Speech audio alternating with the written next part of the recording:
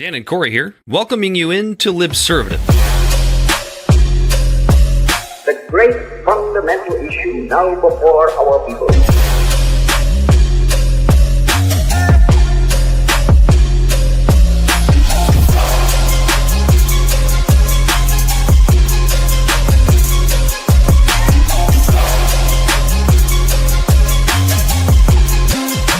We, the people, cannot turn back. Yeah, welcome in to another rousing rendition of Libservative, intellectual idiots fostering political and cultural literacy, the world's smartest podcast. All opinions heard on this show are our own and not necessarily those of Libservative. He, as always, is Corey Walsh. He's Dan Griffin. Nobel the Body Snatcher tonight. Here's my surprise face. Out snatching bodies. Well, that's what he does. That's his. Come on now, you expect me to believe that? It's nighttime job. Dude.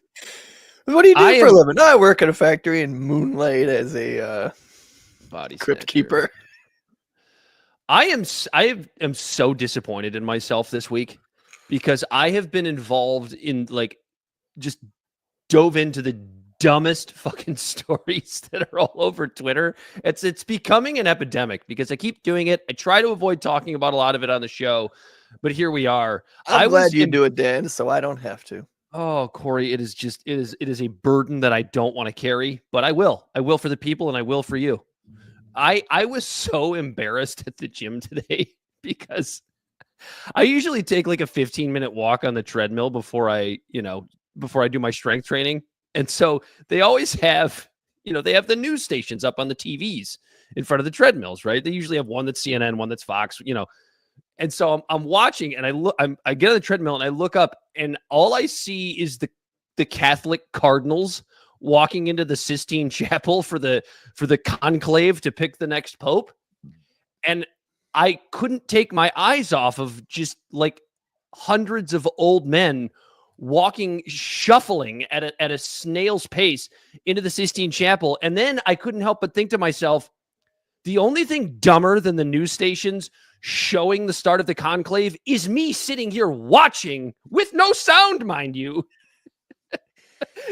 the conclave starting. In fact, I think I audibly yelled, "Hurry up!"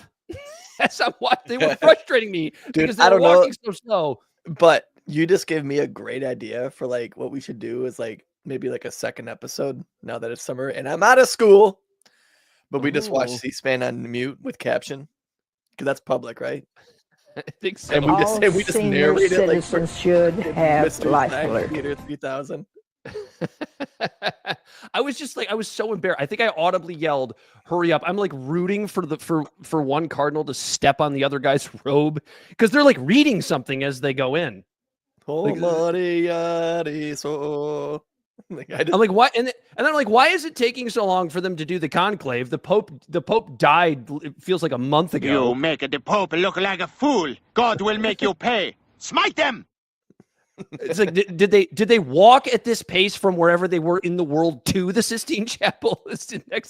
The thoughts that were coming into my head, I was embarrassed. I was absolutely embarrassed by this. The fact that I gave this so much thought. Was there any good Lifetime movies on?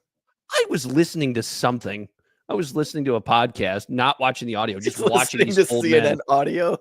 Just watching these old men walk into the Sistine Chapel, many of which you probably touched the boys. What's next? They go in there, they start a fire, right?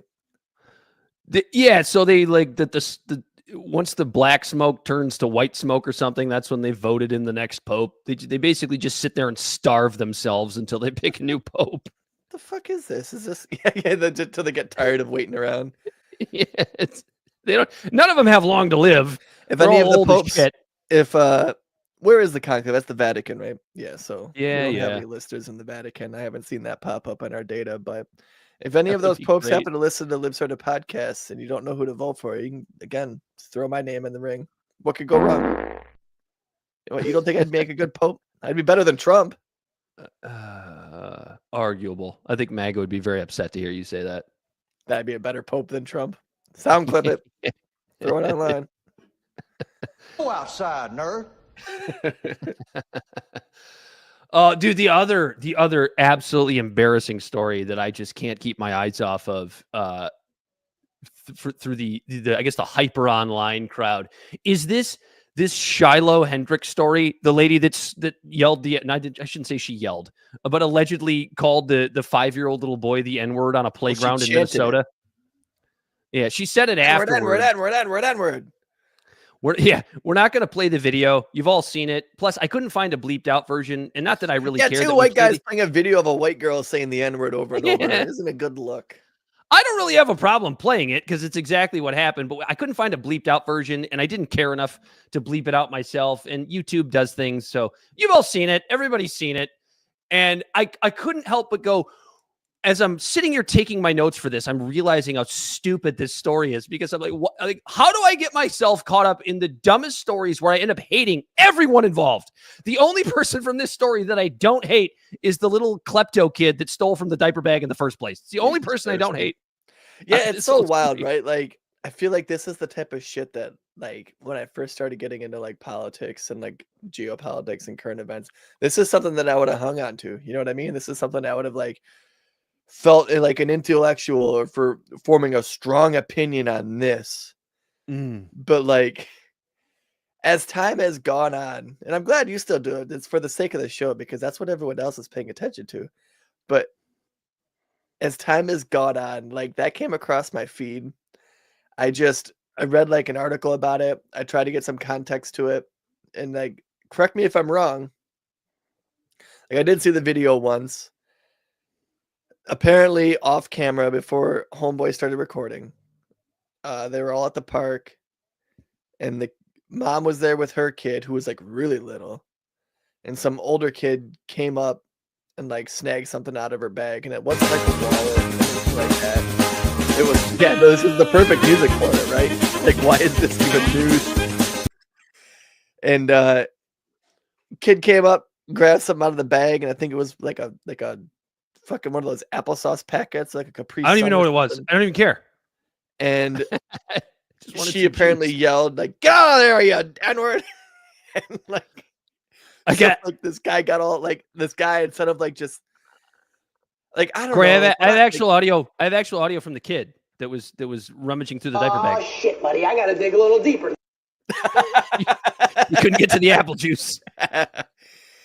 And then this guy decided to just start recording, which I still think is the stupidest fucking thing. Maybe it's because like, even to my own fault, like I forget to take photos and pictures all the time. Like I'll have my kid doing something cool of good things. I'll be with my kid and I'll forget to take photos, right? We'll be like climbing a mountain or something, and I'll forget to take photos. And you're not that smart. This guy immediately just showing off on friggin' TV again. Yeah, this guy, that's exactly what he was doing. He was like, "Oh, I could. This is gold." And it's just insane to me that we're all one little mental slip away, one lapse of judgment away from becoming the next viral video. Let's be very, very clear. Like, this woman is obviously a piece of shit. However, I'm going to also say that the guy, I can't pronounce his name because I'm a piece of shit white person, but Sharmaki Omar was the guy that was filming I thought her. He had an accent, but I couldn't tell. Yeah, I think he's he's from, I don't know, one of the African nations. I apologize for not having that in front of me, but so I mean, like, good for him for standing up against that type of shit, right? But it's like you right, kind of ruin it. It's like somebody who gives money to a homeless person and films themselves doing it the whole time. It's yeah, like this is plot. This is it's virtue signaling bullshit. It's clearly self-serving. You're doing this for yourself. You're not doing this to call out, this horrible lady for, calling a 5-year-old kid an N-word, which is horrible enough. We were talking about like what we would have done in that situation before the show, and it's like really clear what we would have done. We absolutely would have called this woman out. We would have pulled out our fucking phones. No, you know what I mean? No, like what I would have probably done is, first off, call her out and make the whole park, like not the whole park, but anyone in the vicinity aware that what she did, like, you have a right to say it, but I'm not the government. Like, that's not right to say. Like, you can't just say that shit. And then I would have went and consoled the child. Didn't know she was black. You know what I mean? Like, I would have went to the kid and be like, dude, I'm sorry, buddy. Sometimes people say things that are really mean because they're also hurting. You know, like try to make it like kind of like, buddy, I'm sorry, man. I mean, like, if the kid was 5, you also you kind of have to assume that he knows what that word means. I'm assuming because he was a black child, he probably does. You know, right. any, So yeah, any that's good weird, parent would right? have their Because, have that conversation with their kid. I'm waiting. Like, I feel like I'm probably gonna have that conversation with my kid soon, even though he's white. Like, he's not black, but like So I have a large chunk of my family that is black, and I have I friends have that are black friends. I can know say this. that's not me like trying to like proposition something, but it's like, no, my son is around a lot of black people that do say that word. Not in the Yeah. negative way, but they say that word. And my son is 5 and his best friend happens to be black at school who has older brothers. And Mango tear. so I feel like that there's gonna be a moment where Corey is gonna hear that word and hearing like family members and friends call that in a friendly manner, and he's gonna think that he could say it. And I'm like, yo, buddy, that's not our word, man.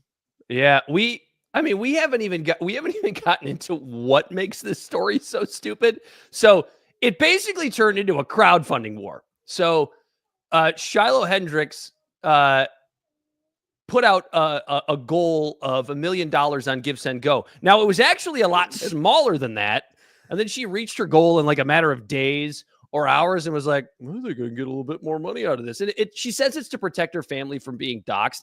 Honestly, so like she can move or whatever because she's been doxxed. I don't think that's the most ridiculous reason to start a crowdfund. But then you also had Omar, So the guy I'm afraid to be doxxed, so let me put myself on the internet more. Yeah. Then you had Omar also launching a GoFundMe for support after receiving threats from people on the right, stating that his phone number and address had been leaked. The NAACP Rochester branch raised $340,000 for the 5-year-old child, which, all right, fine. It's so funny because my first thought was, wow, I didn't realize the N-word was so lucrative. Right? Like, I was like the first shallow thought that I had about it. It's like, man, somebody should trademark it. Put it on t-shirt. Like, yeah, like not me. Plot twist, like it's a con, right? Like those two are actually just married. It was their kid. And all of them were their kids. Every time something comes out like this and it goes viral, there's always the speculation that it's a psyop. And I thought about what if this is like a Jussie Smollett situation where they completely set this thing up so that they could grift off of it? Honestly, I hope so for the sake of Americans. Me too. Just to make everybody look so stupid because I understand. I don't condone it, but I understand to a degree like the right's reaction to this because it's dumb as hell, but I get how they get there because people on the internet are stupid. So the red pill crowd's reaction to this is that Shiloh Hendricks, Mark Dice tweeted this out. He goes, Shiloh Hendricks is the final boss of cancel culture. And so many people talking about how like this is the death of white guilt. And then I'm sitting there and I'm thinking about like all of these terminally online red pilled people that like they see videos every day of like a school fight where there's like a gaggle of black kids beating up a white kid. And they think that this stuff happens all over the world every single day. Where if they just walked outside like you and I do, you would realize that like this just doesn't happen that often. You know what I mean? And so you can see how somebody gets to be quote unquote radicalized to the point where they might have some racist thoughts. If this is all you're seeing on social media, toxic in, toxic out, and where they say like you are what you consume. There's people calling her a hero, which I find interesting because you'll see the same red pill crowd shit on people on the left. And by the way, most of the time, rightfully so, when they like martyr people like Michael Brown or Kilmar Abrego Garcia, I mean, even George Floyd, etc. And then they choose a woman who hurls the N-word at a child on a playground as like the savior of the white race.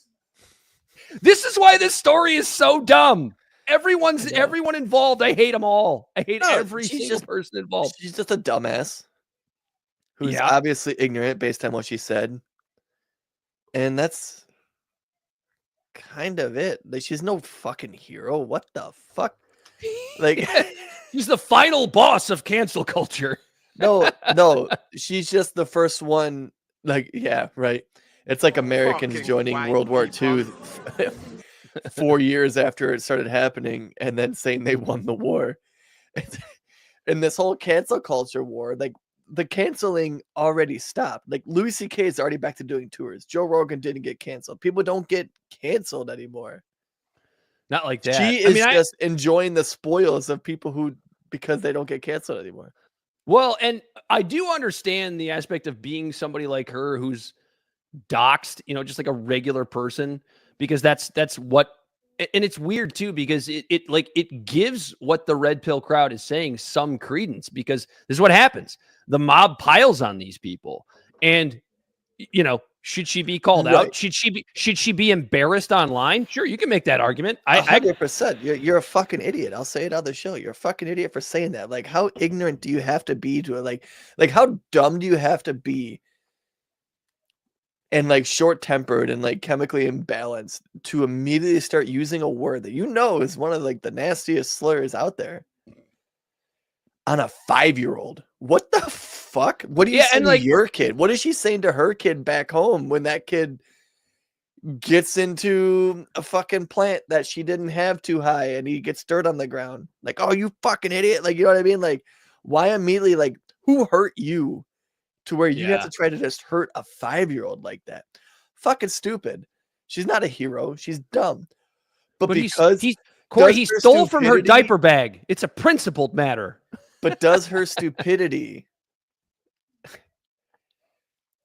mean her life should be destroyed? Warrant her a death sentence or a death threat? No, I don't think so either. Like, no, I that's why the story's so stupid. I'm just like, there's a GoFundMe war about all of it. Like, now they're raising money for the guy that recorded it because he's getting death threats. She's getting death threats. And then the kid who probably already forgot about it. Like, honestly, the word, like, he might know what the word is, but like, it probably rolled off his back because he was already just trying to get away from getting in trouble because he just got busted trying to steal fucking apple juice. Yeah. And I mean, I don't know if this is true, but there's been stuff put out there that he's autistic and all this other stuff, but like, he's the only person in the story that I'm like, you're the only one I don't hate, kid. You shouldn't steal from a diaper bag, and your parents should probably teach you that. But he probably never will again. Yeah, well, yeah, he's going to be famous. Well, actually, no, because he just got $300,000 for doing it. Yeah, dude, this story is so fucking dumb. But it's not the end of white guilt. It's not the end of cancel culture, because cancel culture is popping up on the right all over the place. We're seeing it all the time, every day. Yeah. And it's not cancel culture. It's deportation culture, I guess. And pro-Israel and everything else that goes with it. So I can't see, like, I'm embarrassed that we've talked about this story as long as we have. It's because it's stupid. Like, America, do better. Don't even pay attention to this type of shit. It's dumb. And what makes me so angry about it is like, that people are trying to turn it into a race war, right? It's the same thing with, what was the one kid that stabbed the other kid? Oh, Carmelo Anthony. And what was the stabby's name? I can't remember the stabby's name. I do know that he died in his brother's arms that day. Yeah. Sad, tragic story. But like we talked, like I played a video about it last week. Like, the Proud Boys were trying to get the dad on their side to make a statement about how he was a white, beautiful child, and and all this shit. Like, it's just, well, and these are the same. So this is kind of where I'm at with this, right? Like, when I see that shit happening, like, that was like, first off, where were the teachers? Where were the coaches? It's a track meet. It's supposed to be an organized event. That was just one dumb kid acting out, and then another dumb kid being even worse. Two stupid fucking kids. One lost their life. One had their life ruined for the rest of it over some stupid bullshit because they're fucking idiots. Both of them. You'll see this. You same saw thing this with stuff. this. This is just a fucking idiot doing something fucking stupid.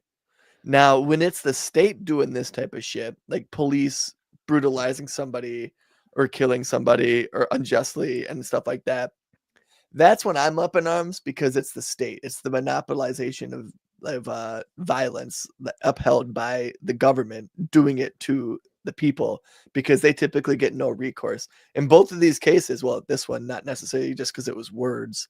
They all ended up even because they all got a payout.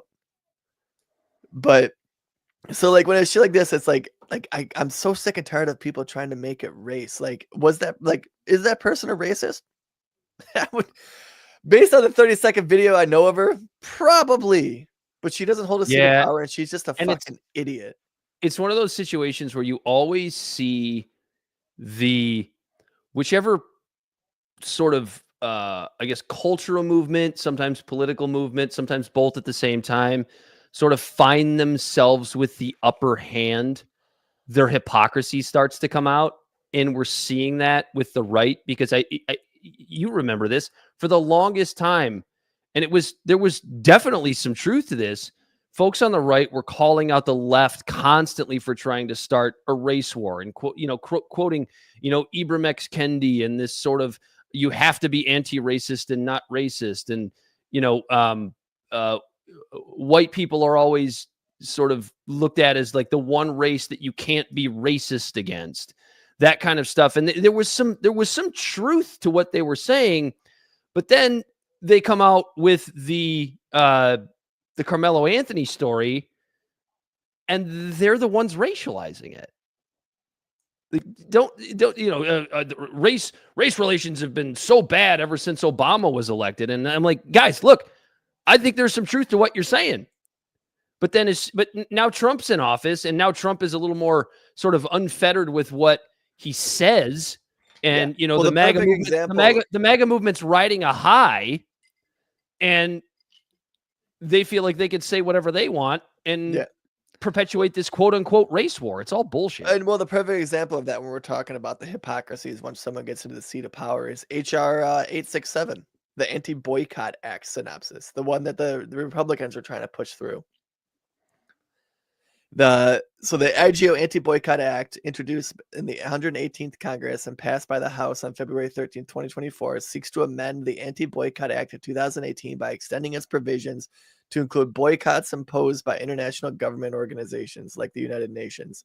The bill was introduced by Rep. Michael Lawler and co-sponsored by 13 other members, including What a winner. Mike Lawler. What a winner. Basically,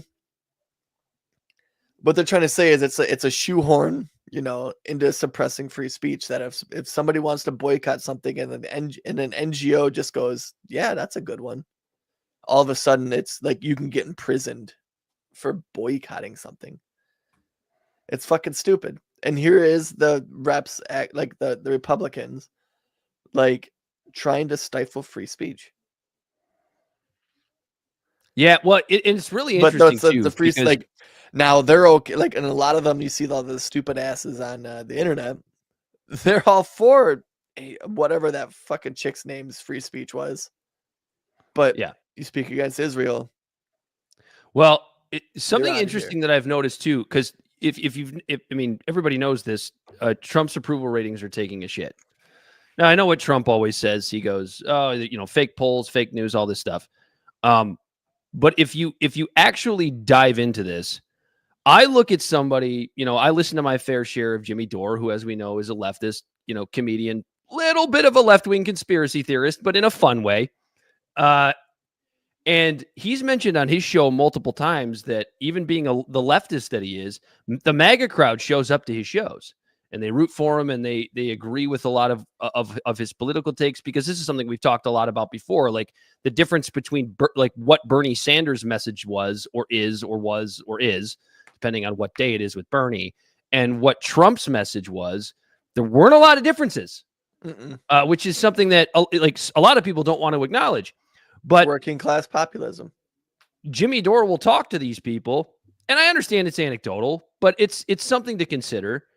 Some of this faction of the MAGA crowd who are pissed about the free speech stuff, are pissed about the support for Israel, are pissed about the tariffs, because they go, yeah, like I couldn't vote for Democrats, and I really supported Trump's message. And I think we sat here on this show and said the same thing. Like there was a lot of Trump's message during the campaign that I think you and I were on board with. There was some stuff that wasn't. There was a lot of stuff that we were on board with. The only difference between us and them is that you and I sat here on this show and we warned people.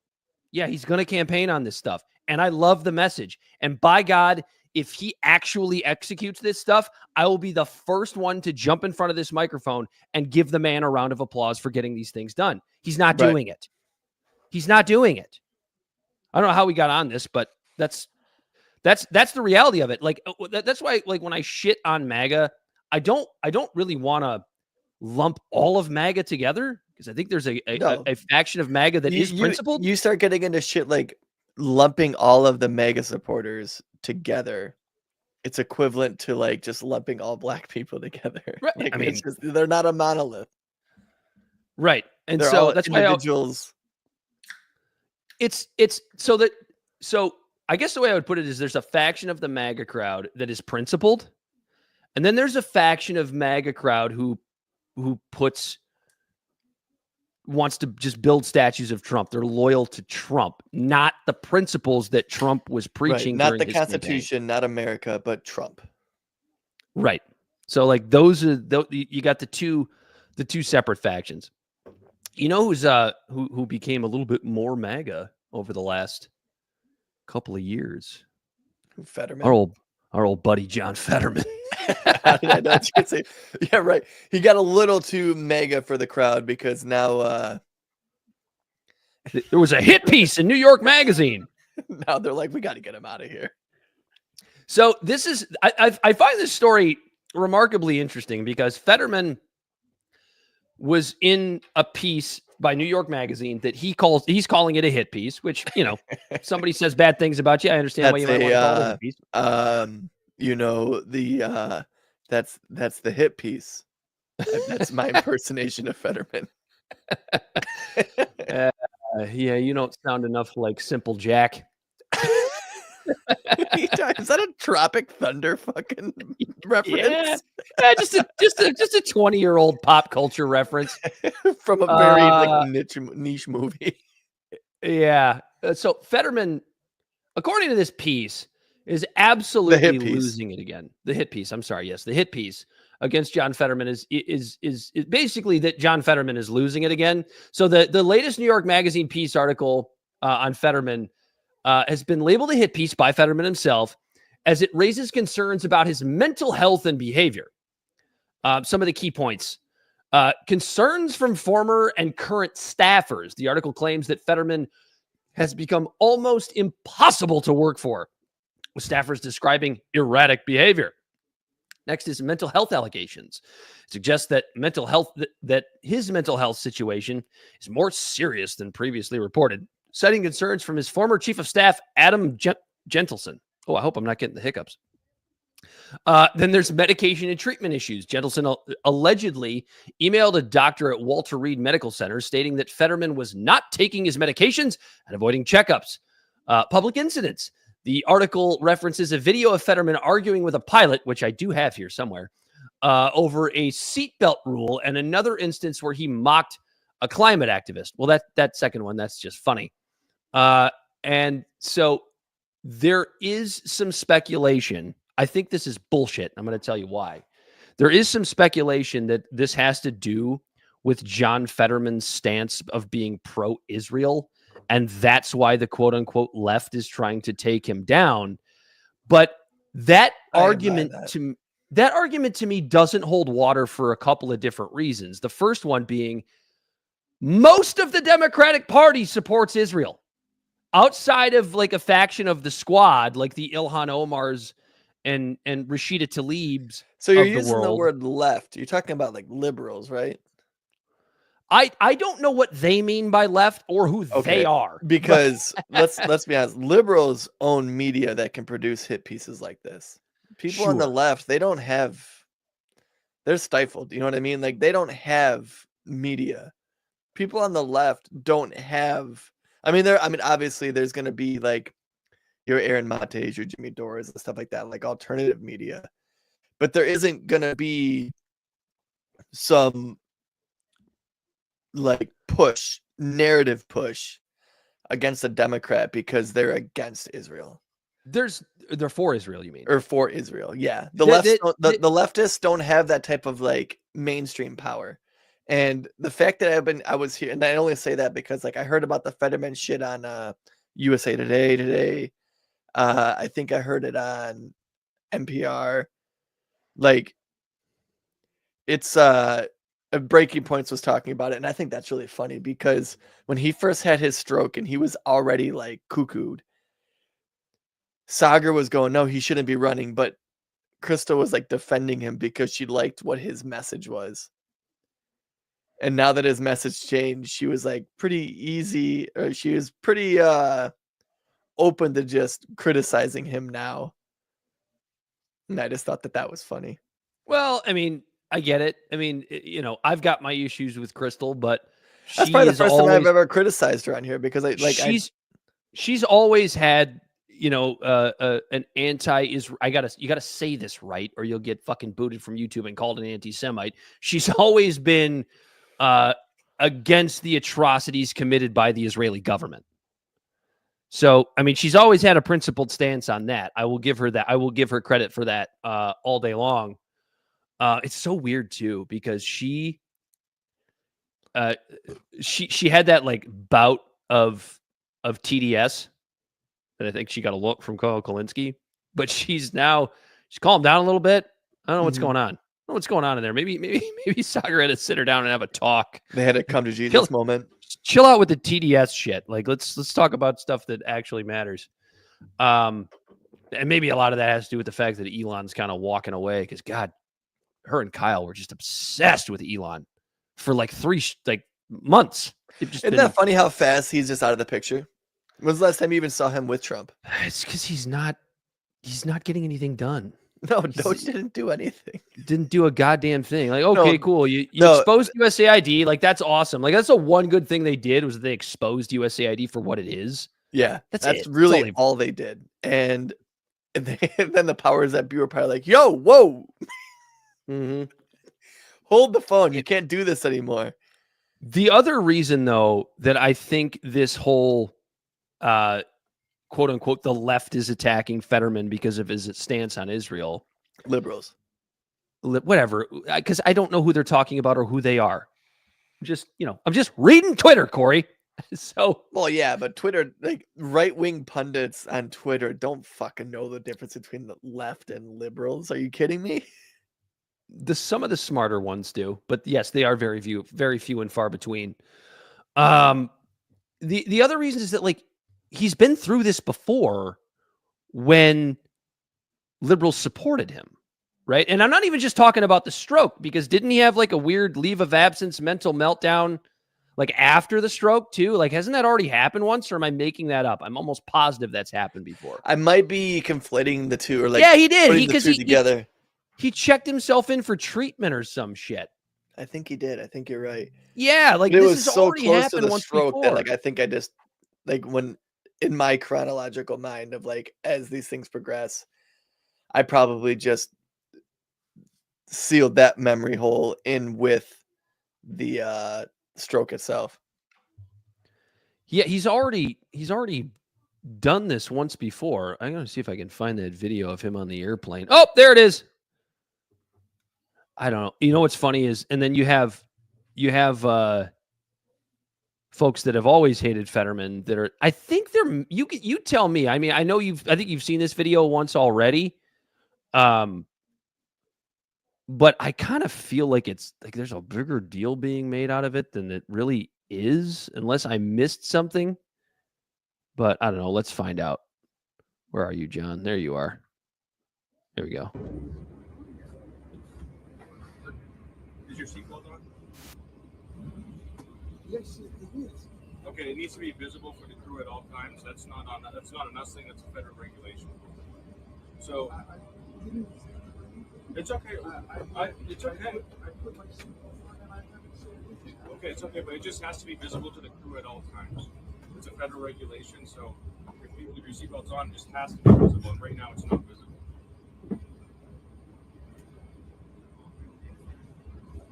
Is he calling John Fetterman fat? We have an extender if you'd like that. It'll make it bigger so it can go outside of your sweatshirt. Would that work?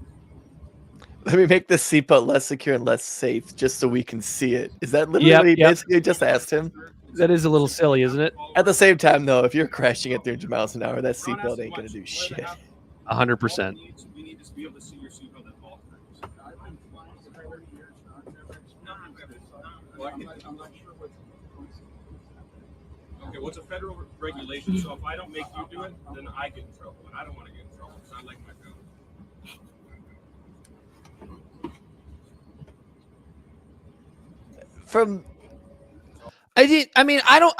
I don't get it. Like, I don't think it's like, I don't think. So from what I Fetterman's just saw there was they just couldn't see his seatbelt because he's like, "Do you have your Right, seatbelt?" he had And it he's like, on. yeah, I do. Yeah, I have it on, but the pilot's like, oh, we got to be able to see it. It's a federal regulation that the crew Is has that to be able to see in seriously? the seatbelt.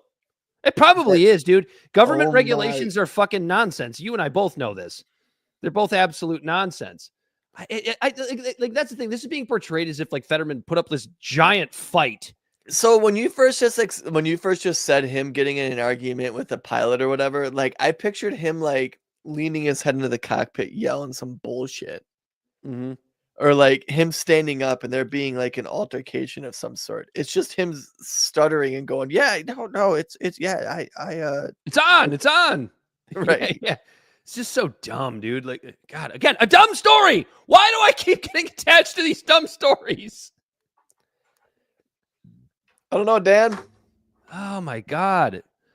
It's just like, yeah, okay, it held up the flight a little bit, and he was confused as to what the problem Well, was. the story of actually him, them coming after him now because he's kind of speaking a different Losing it a little tune bit? or something, or losing it. Like that's an interesting story. Oh, dude, there's The some Fetterman there's, saga. there's some weird shit in that piece too, because there's a I guess there was a situation where nobody knew what he was doing, and he just randomly had to take a trip to Connecticut to see the grave of a friend who died like 20 years ago, and nobody knew where he was going. Nobody knew where he was. I guess I don't know. I don't know if he had an appointment he had to get to. You know, you don't want to keep the dead guy waiting at the grave. Yeah. Somewhere he had to be. Yeah, I just- heard something like was- that too. Like he's eating a shit ton of fast food, and Well, like, there's all this sort of weird stuff Yeah, about it. I could just see Mac sauce dripping out of the side of John Fetterman's mouth. You've done a hell of a lousy job. Leave John Fetterman alone. That's what I gotta say. Well, no, don't leave him alone because he's pro-genocide. I don't think I'm allowed to say that on you. I don't know if I'm allowed to say that on YouTube, but yeah, this isn't like I don't think it's an anti-Israel thing. I really don't. I don't think this is a John Fetterman being pro-Israel thing. I don't think there's anything that suggests that. Did you? Oh, you didn't see this because we talked about this pre-show. The wonderful film that Alec Baldwin murdered someone on the set of made its release in select theaters. I did over the past see. weekend. I did see the trailer for it, and I saw the comments were just dog shitting that fucking movie, dude. They're like, "This movie's gonna kill," like dumb shit like that. That's so stupid. I love it. So Rust debuted in 115 select theaters over the weekend. I want you to guess what it grossed. Just guess. It doesn't seem like it's a big blockbuster release, and it's select. And it's only select you said? theaters. Yep, select theaters. What was the budget for that movie? I don't care. That's not important. I have no idea. Actually, I'll ask ChatGPT. Let's see what ChatGPT I'm gonna says. say, based on inflation and the way all the prices have gone up, I'm gonna say 75 million. Well, the budget for Rust was approximately $8 million. You saying 75 million is what it brought in 115 select theaters? Yeah. Oh, only 115. Okay. Yeah. Sorry, 15 million. $25,000. Oh man. I did the math on this, Corey. $25,000 in 115 select theaters. That's $217 per theater. That's like Unless I've done my math wrong. That's Now- about 13. That's about 13 tickets per theater. I feel like because Alec Baldwin was like, we're going to finish this movie, right? Remember, he made that whole stink about it, like for her. Yeah. He kept saying it was like for her, but there was literally no marketing for it. I'm curious to see it because if it has legs, it might become a little cult classic or something that like I'm double checking my math. 25,000 divided by 115 theaters, right? That's $217.39 per theater. That's about 13 tickets per theater. And you got to imagine there was more than one show per day in each of those theaters. just an empty theater just sitting. That's wild. 25. Because no one really like all they know is that because that's the thing too is like if the marketers were smart, they would have said the name of the movie a bunch of times when they were talking about Alec Baldwin being killed.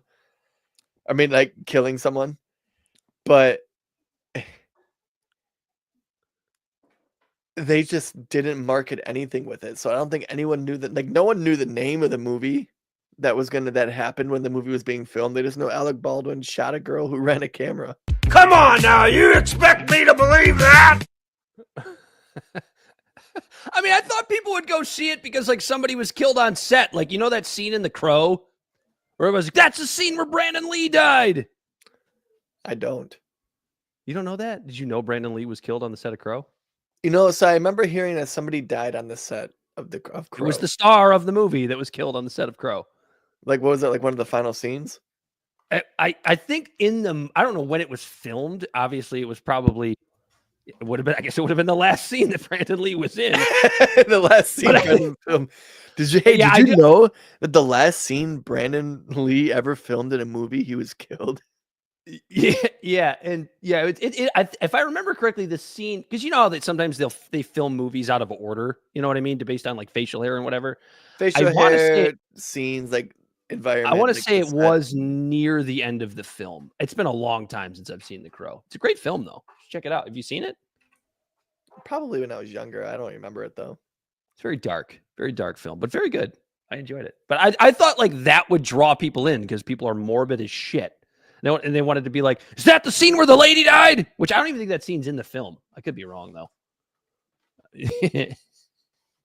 $25,000. Jesus. You were way off. That's why I was like, really? 75 million? You really think it's 75 million? No, and then I moved it down to 15 when you said I know. I'm glad you did. I'm glad I gave you the chance to do that. You were still way off. Jesus Christ, was I off? Oh, Jesus Christ.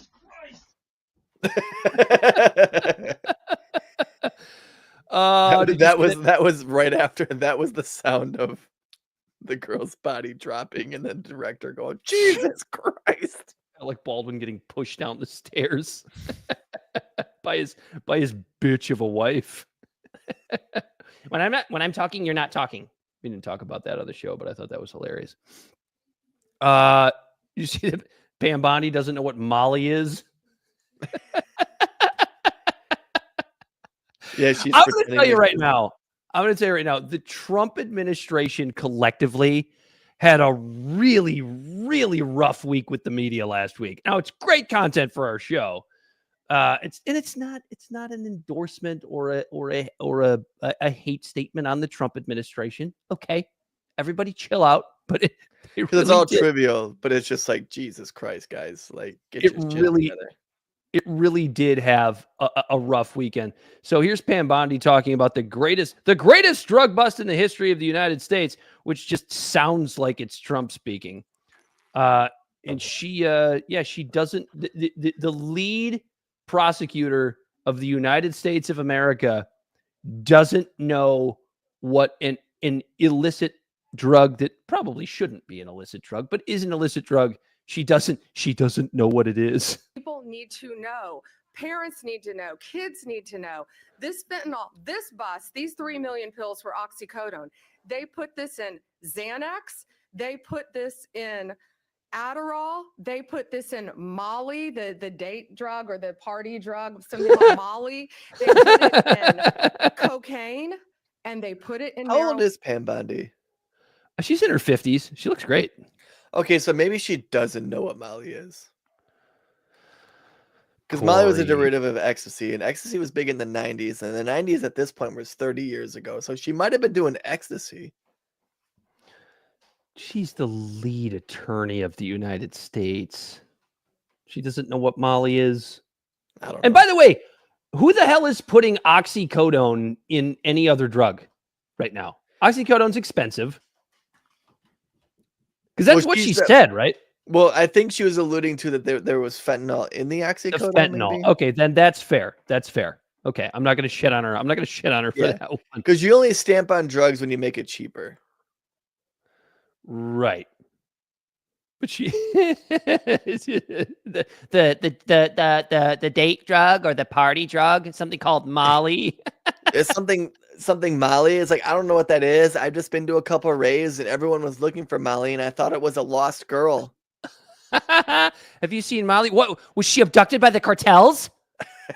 Everyone's looking for Molly. She must have been abducted. I'll get right on that. I found her a couple times when I was younger. Did you? Did you? Was she in good shape? Yeah, she was a hell of a time. Let me let you know. And then you molested her? No, I just No? put her in my mouth or at my nose. To be 22 again, Dan. Yeah, maybe you go down on her, dude. Don't be selfish. Don't be sexist. Hey, yeah, my birthday was Friday, by the way. Did you know that? Oh, you're a birthday guy? No. Let the world to know?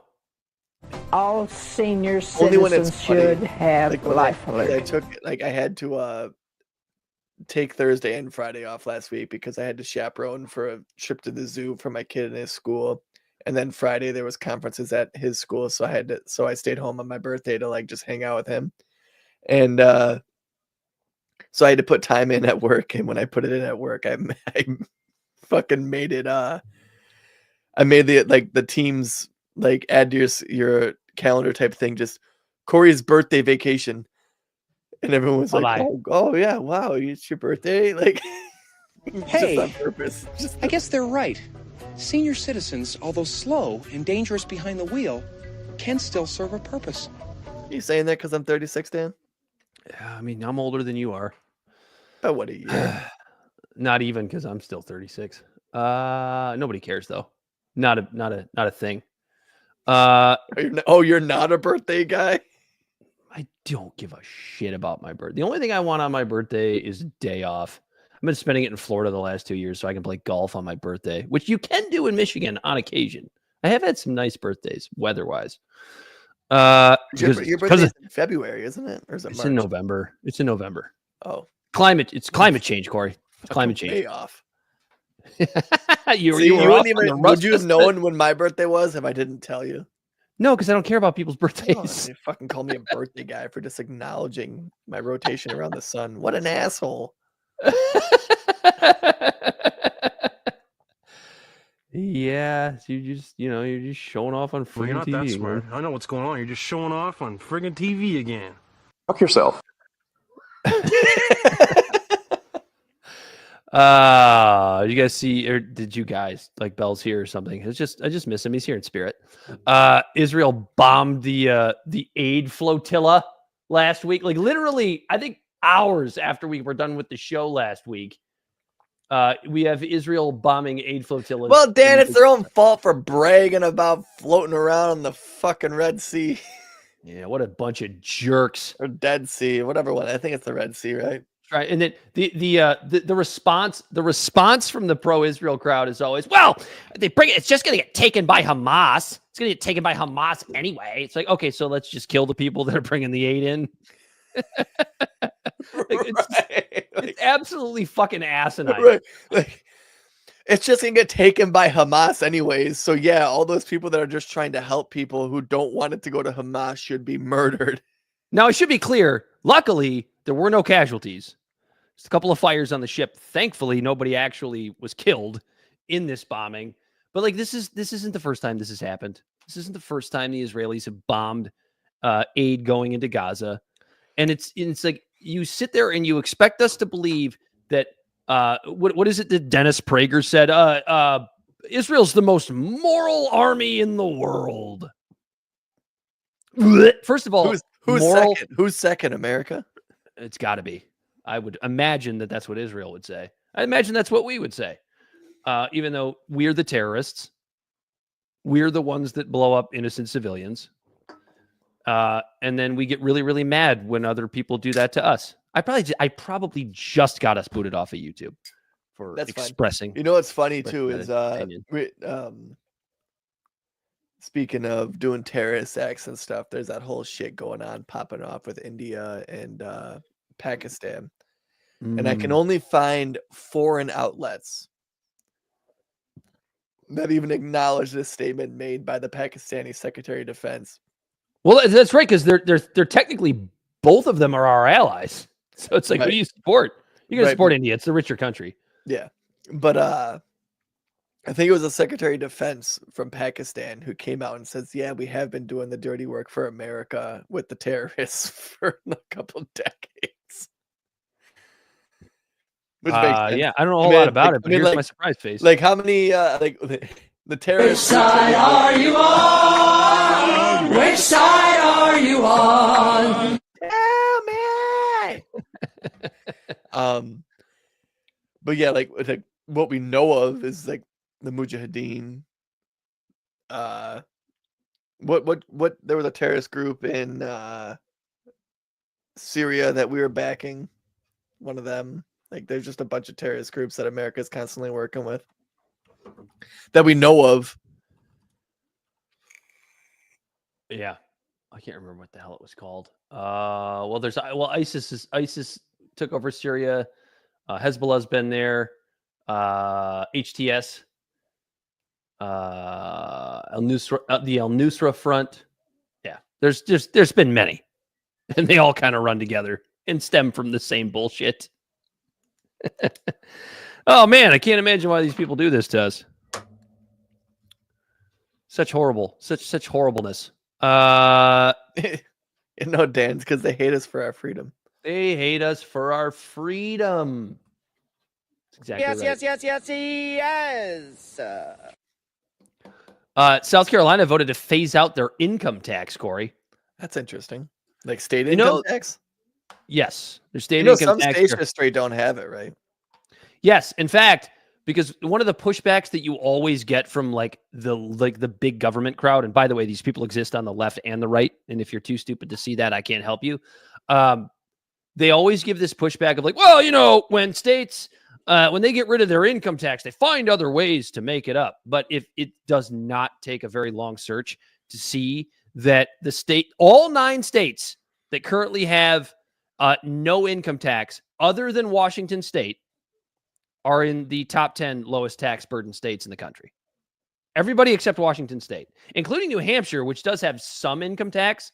I think they tax capital gains and with something else. Dividends. Capital gains and dividends. So, yeah, this is good. This is a good thing. Makes you want to move to South Carolina. Good job, South Carolina, for phasing out your state income tax. Yeah, dude, we get double dipped here in Michigan. We get a sales tax and an income tax. Yeah. Well, we're a blue state, Corey. We got that woman from Michigan. I would say we're still pretty fucking purple. But I was just going to try to go off on a little tangent about state income tax not being tax deductible anymore, but it doesn't make a fucking difference. I'm not going to. Yeah, nobody cares. Dr. Jay Bhattacharya. This is some other. We're giving you guys some good news here. South Carolina getting rid of its income tax.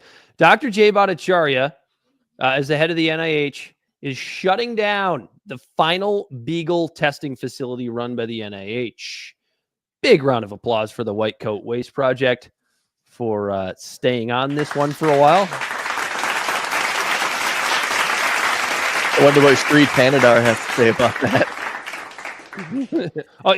He just wants to impeach Trump. So he's a good guy. He's a good guy now. That's why he wants to impeach Trump. That's the real reason. because the Trump administration is banning Beagle testing. Torture. Beagle torture. Can't torture. You can't torture the Beagles anymore and then abandon the building. It's like, I don't even like Beagles, but like, I still don't want them tested on. My God, I don't want my wife to hear this, but we did have a Beagle Dachshund mix dog, and it was like that. Whoever decided to breed those two mixes together deserves to rot in hell.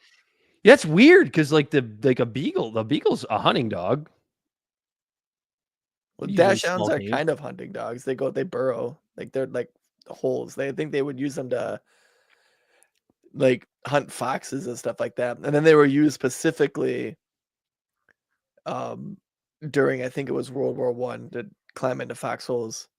I don't know if they did anything. Like if there was a soldier in there, I feel like if a Dachshund came up on me, I could kill it quick. But if a Dachshund was thrown into a hole that I'm in, whether I kill it or scream, you just think it was a rat or like a gopher. Well, no, but I think like it goes in there. Like those are just loud ass dogs. They're just loud fucking dogs. So like if you're an army and you think there's someone in a foxhole, you send that Dachshund in and it's making a bunch of noise and then it starts biting me and I kill it. They're gonna know that something's in there that killed it. Where you own one and you can't pronounce the name of the dog right? Dachshund? I don't know. Dachshund. A Dachshund. That's what it is, right? Dachshund. It tells you how much. Can you like shut up? Plus, I ain't gonna say Dachshund, you motherfucker. I ain't no fucking Nazi.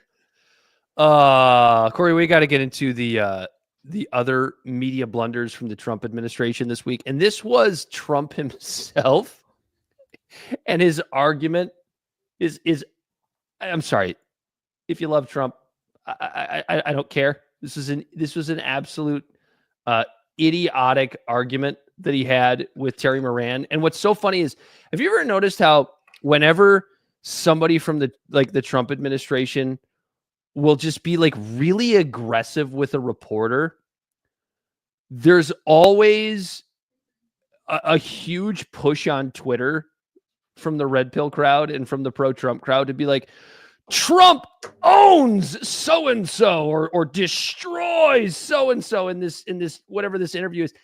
Trump looked like an absolute ass in this particular portion of this. Because I'm going to be honest, I didn't watch the whole thing. Maybe there were other parts where he did own Terry Moran, but this was a situation where Terry Moran was trying to help Donald Trump, and he just would not back down on this. I'm going to go ahead and run it. He wasn't a member of a gang. And then they looked, and on his knuckles, he had MS-13. There's a dispute. Well, wait a minute. He had MS-13 on his knuckles. Bagel tear. Whatever. Interpreted that way. But let's move on. Wait a minute. Hey, Terry. He did not have the letter. Revert, Terry. That was Photoshop. So let me That was Photoshop, Terry. You can't do that. Hey, they're giving you the big break of a lifetime. You know, you're doing the interview. I picked you because, frankly, I never heard of you, but that's okay. I picked you, Terry, but you're not being very nice. He had MS-13. We'll agree to disagree. I want to move on to something else. Terry. Look at Terry lean in. Want me to show you the picture? I saw the picture. And you think it was Photoshop? He leans in like, are you fucking kidding me? Don't look at his hand. He had MS-13. He did have tattoos that can be interpreted that way. I'm not an expert on them. I want to turn to Ukraine, No, sir. Terry, He's trying to help him by moving on. No. He had MS as clear as you can be. Not Oh interpreted. my God. This is Corey, Trump actually thinks that the letters MS-13 are written. No, I never really knuckles. looked into the story too much, but it was a marijuana symbol.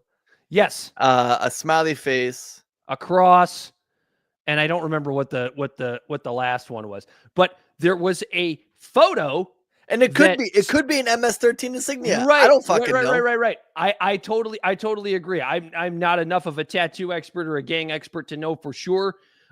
There's obviously dispute. I need to about watch this. more Gangland. But there was a picture that I think we might have shown on the show where somebody just kind of photoshopped what the letters mean above the actual tattoos to like demonstrate. It was like a demonstration of what these symbols are supposed to mean. And Trump actually thought that these letters were on Kilmer Abrego Garcia's hand. And Terry Moran is just trying to save him. He's just trying to move on because Trump looks like a fucking idiot. Look in how you this paused it. situation. That's our president, Dan. He Look at looks that, like man. he's kissing. He looks like he's kissing somebody. This is why people no longer believe the news, because when it's he was fake photographed news. in El Gary's so frustrated. El Salvador, they aren't there. But let's just go on. They aren't there. You when he's in El Beagle Salvador. Tear? Put it in reverse, Tear! Put it in reverse! Oh, Lord! Lord, Jesus! MS-13 on his knuckles. All right. Okay? All right. We'll take a look. It's you do We'll take such a a look. disservice. We'll take a look Why at that, don't you sir. just say, yes, he does, and, go on to something else? Because he doesn't. He doesn't have the letters MS-13 tattooed on his knuckles. I mean, dude, you cannot give Trump a pass on that idiocy right there. No, you sure can. And he's just like, but honestly, like, from a personality perspective, this is kind of one of the things people do love about Trump. He will not back down, no matter how wrong he is. Is there anything more American than that? Right. Beagle Tear? Put it in reverse, Back Tear! up, Tear. Put it in reverse! Put it in reverse, Oh, Tear. Jesus! Do you have anything to add to that moronic idiocy from No, Trump? you're doing us a disservice, Dan. Like, why don't you just admit that he has MS-13 on his hands? Because he doesn't. Fair enough. He doesn't have it written on his hand. He has the symbols that could be interpreted to be MS-13, according to some. But no, he doesn't actually have those letters written on his knuckles. And then I'm dead serious, dude. There were people on Twitter that were going, Trump owns Terry Moran.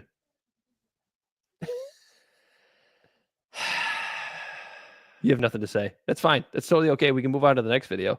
I don't, because it's just fucking stupid. This is the dumbest episode we have ever done.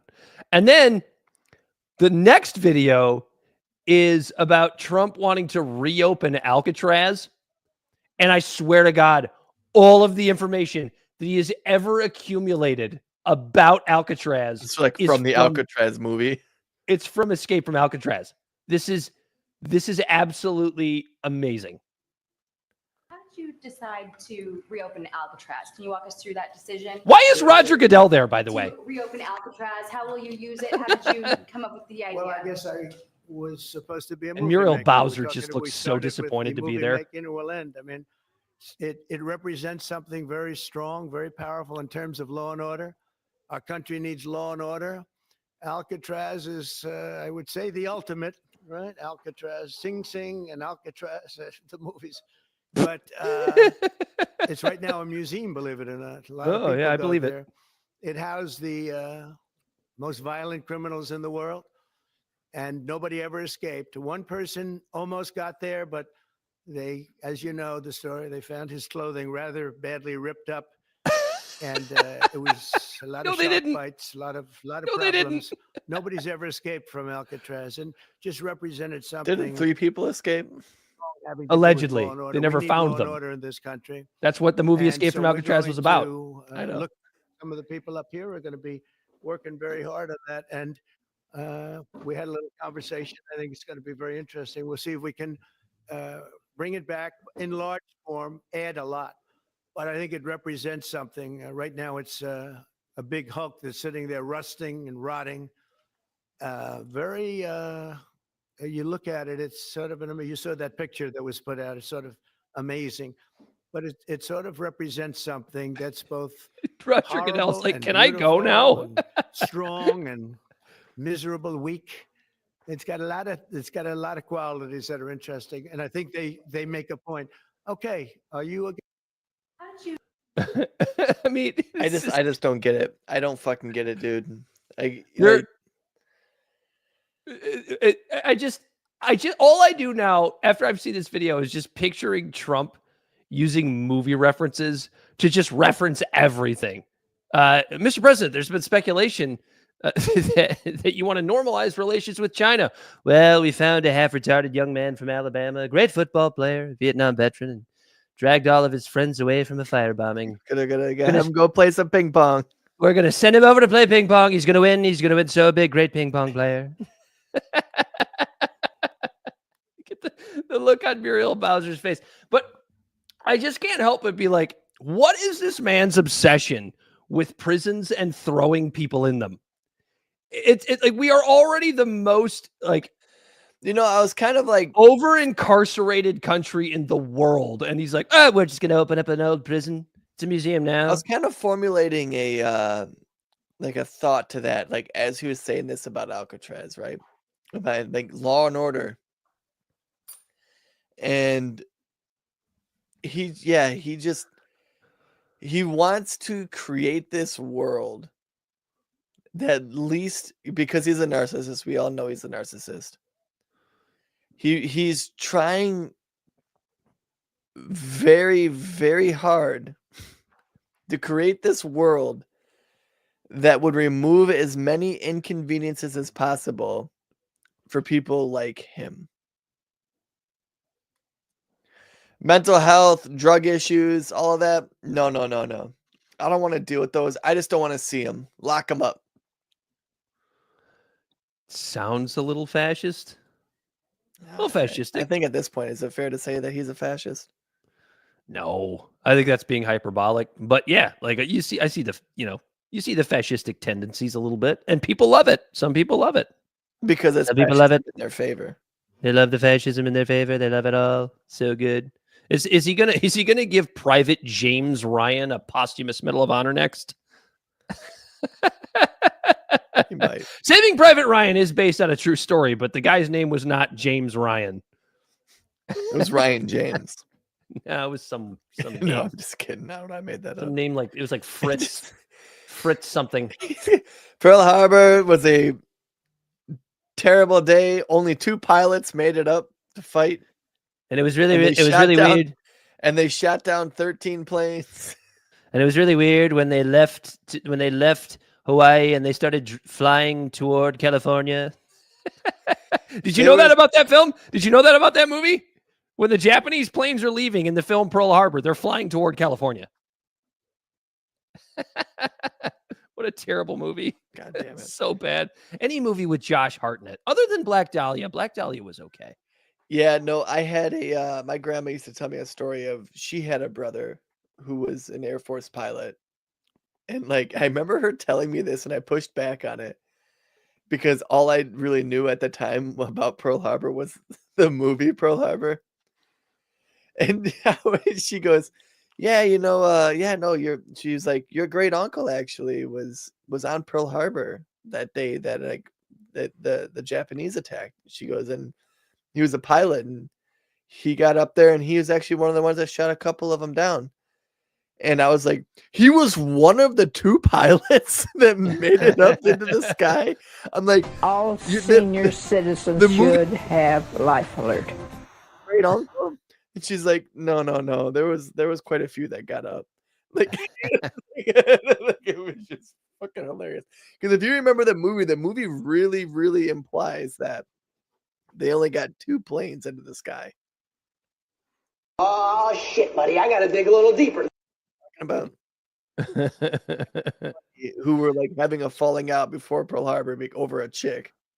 Yeah, it's such a bad movie. And their Oh, is it character bad? arc was them 2 like becoming friends to go save the day, and just the 2 of them went to go fight off the fucking entire fucking Japanese fleet.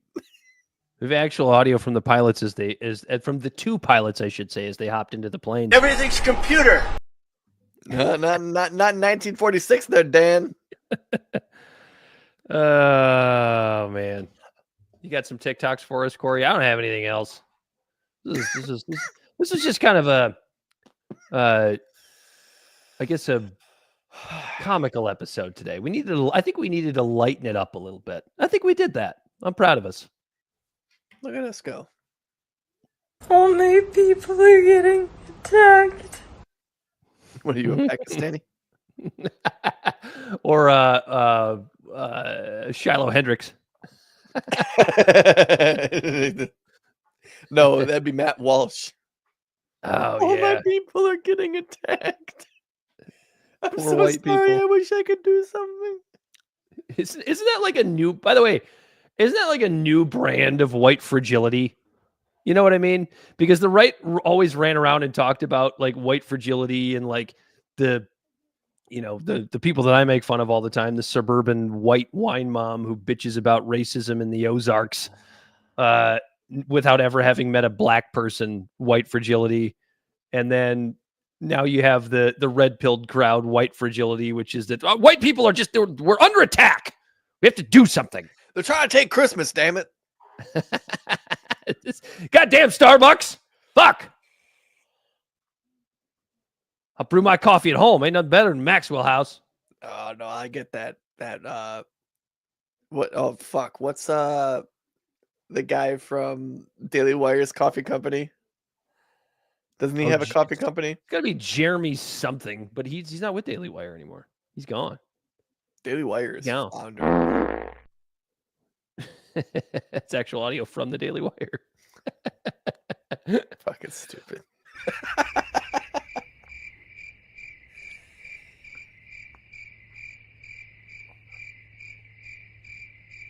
Is that on loop? Why is that so long? I didn't realize how long that was. What do you got for us in the TikTok sphere tonight, Corey? All right, I got something for you. So this one right here, we often talk about Saddam Hussein. I don't know if people remember him. We often talk about Saddam Hussein? Well, we often talk about geopolitics, right? And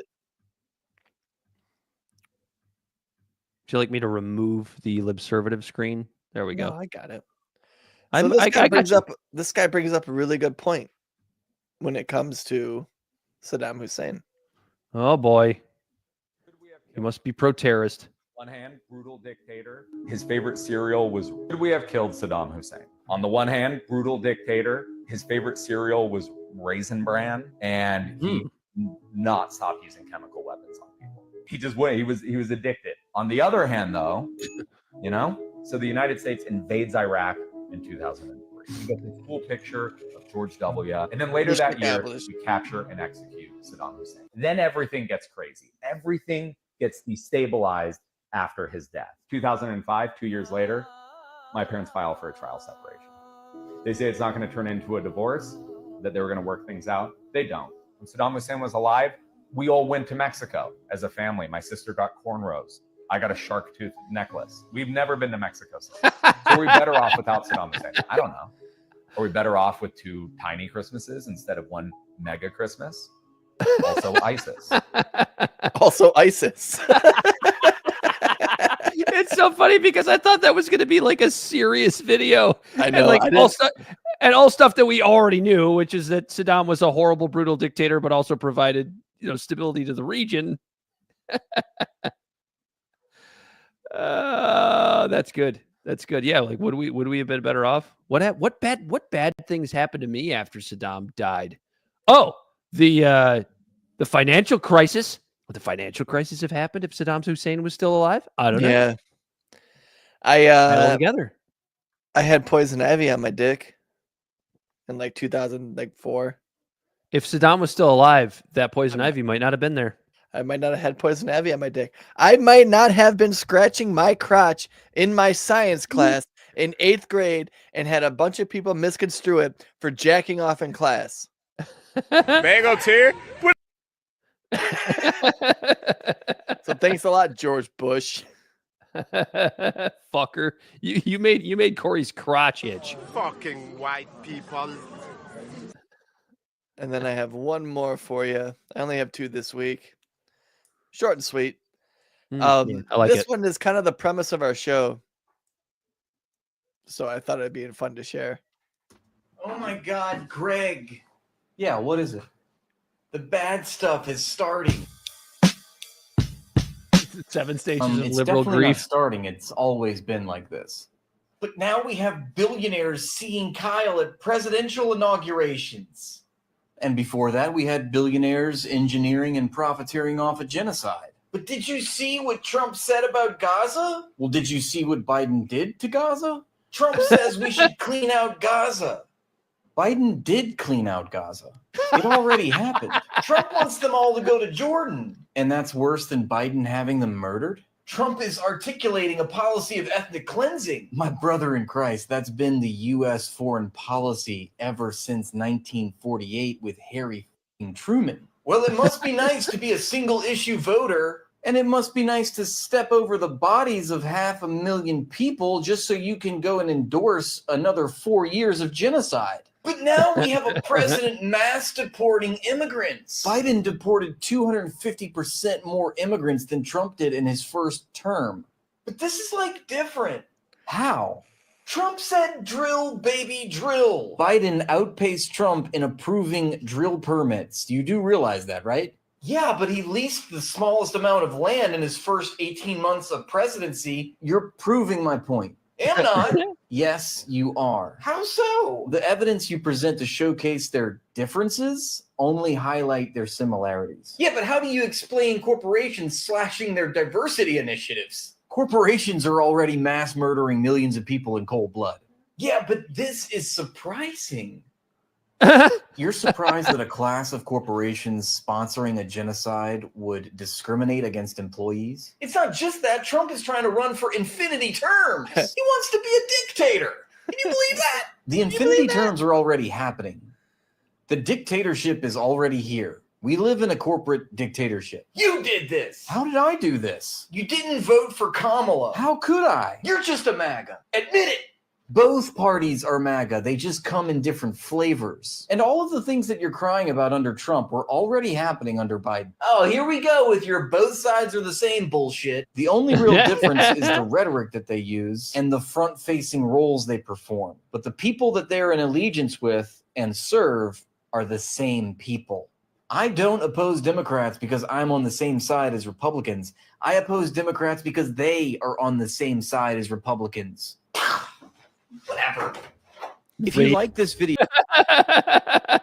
like that right there, right? Like I love doing that right there, but from the left to like mega sycophants. I don't really know very many, but then when they go, oh, I bet you're mad that Trump's doing this, and it's like, no, Biden was doing that.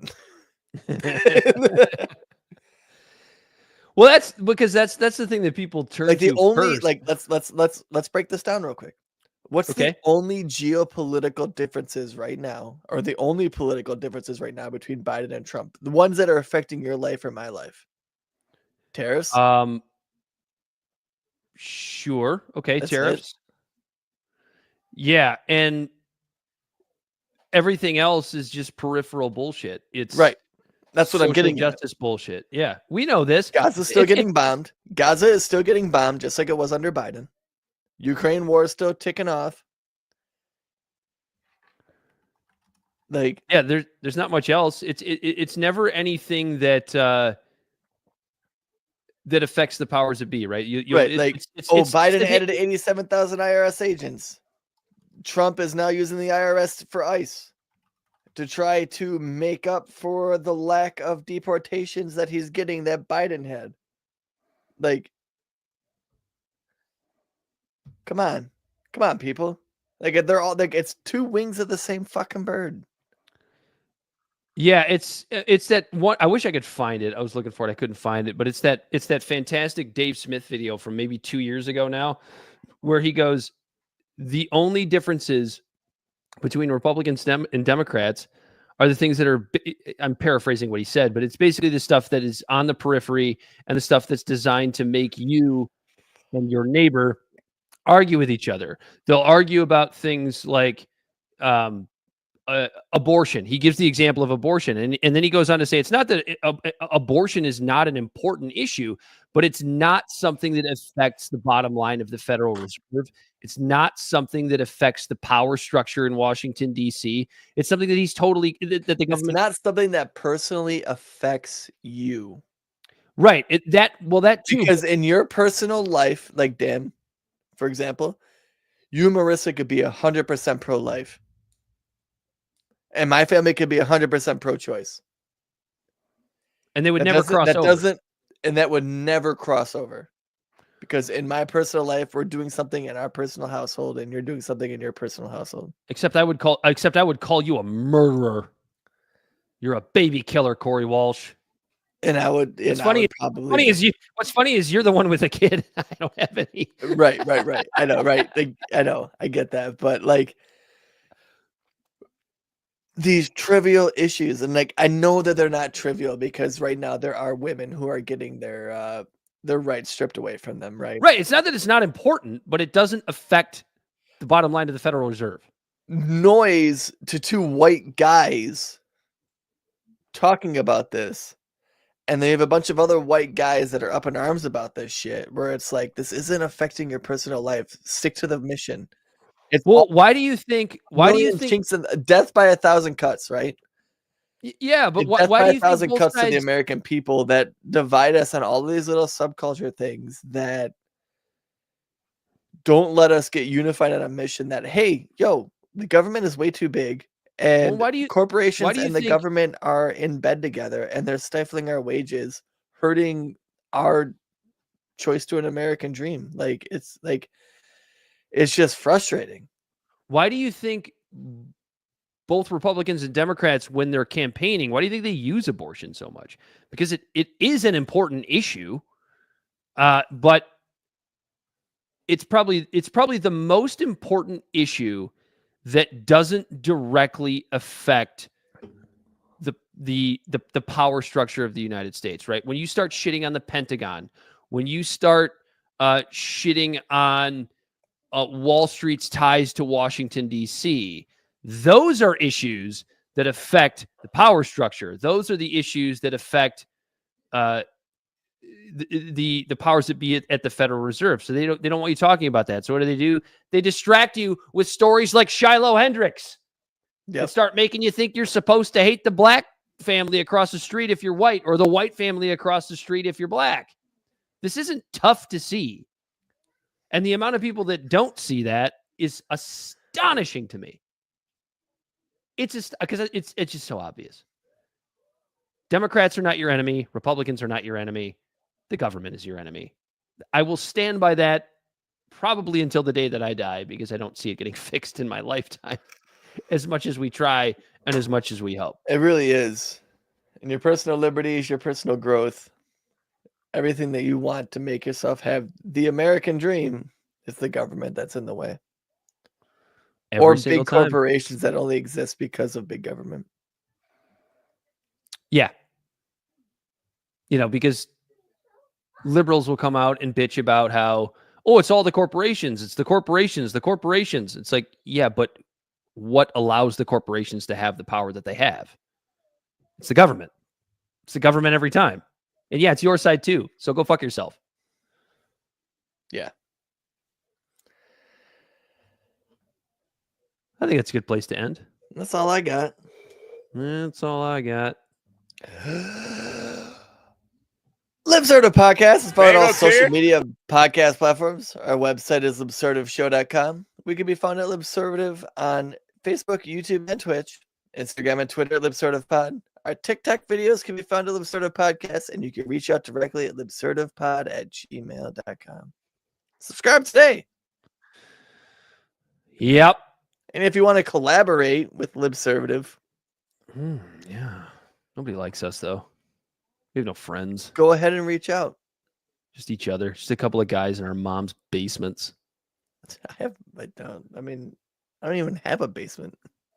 I do, but it's my own. I own this basement. Fucking capitalist. You will have nothing and you will be happy. Yeah. He as always has been Corey Walsh. He's Dan Griffin. It's been Libservative, intellectual idiots fostering political and cultural literacy, and the world's smartest podcast. And until next time. We have white privilege. And we are out of here.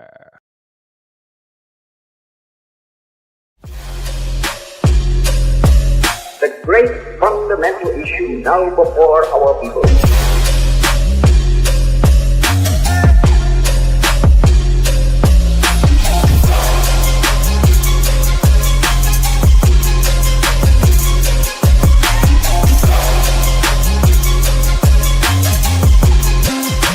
We, the people, cannot turn back.